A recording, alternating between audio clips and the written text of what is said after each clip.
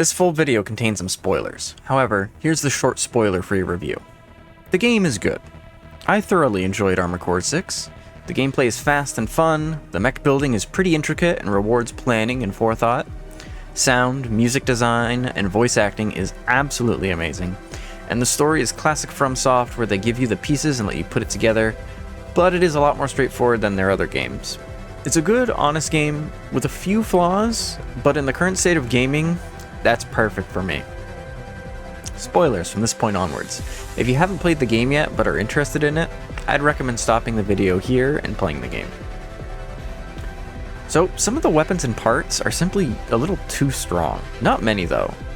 I think the Zimmermans and tank treads need to be tuned down a little. Everything else has enough pros and cons that they're probably okay as is.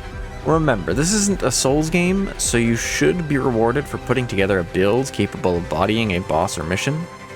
The only problem with the Zims and tanks is that they make every boss a little too easy, which is why they should be slightly nerfed. Everything else that's really strong requires a solid game plan and strategy, or they just mostly rely on tank treads to be super good. So tuning those down a little bit should help the game a lot. The good news though is that no weapons feel particularly weak either.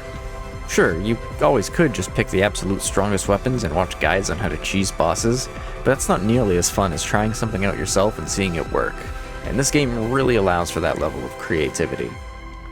One other thing that does disappoint me somewhat though, is that it feels like you get rewarded for dying sometimes. Checkpoints give you full health, ammo, and restock your repairs upon death, and you can change your loadout mid-mission when you die. So you can basically rush to the boss, die, and then change to your Boss Killer 9000 setup, and then beat it easily for a win. It seems a little cheap and not lore-friendly to be able to completely change your mech in the middle of a mission. So my proposed solution to this would be to be able to change weapons only at a resupply, and then putting a checkpoint right before you use it, and also not restore your health and ammo when you die.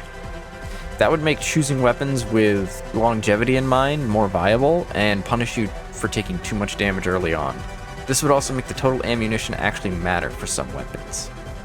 That's really all I gotta say on balancing. Overall, I think From did a good job here. With the story, one thing that really confuses me is some of the New Game Plus story changes.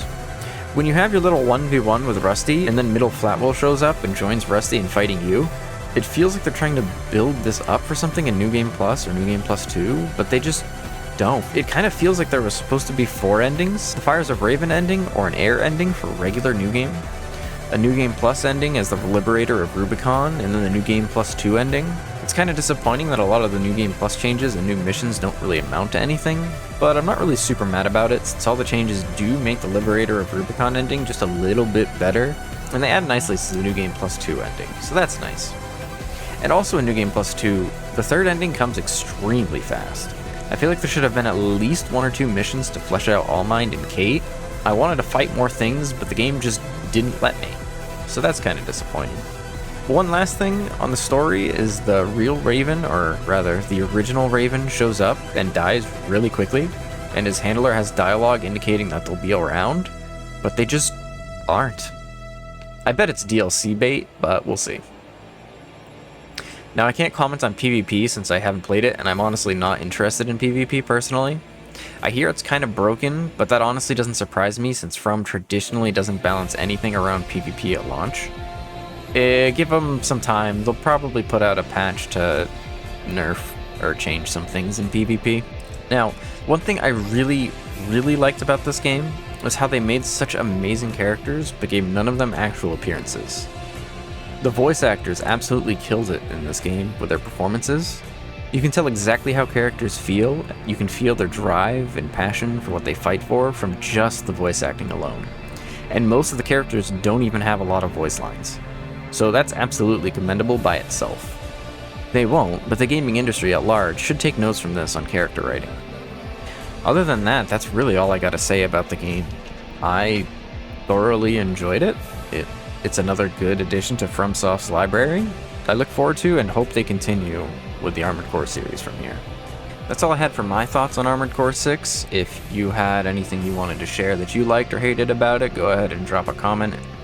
I do like to see what other people think of things, so Sometimes they'll point out something that even I might have liked or hated about a game, but just haven't thought of or haven't put into words, so...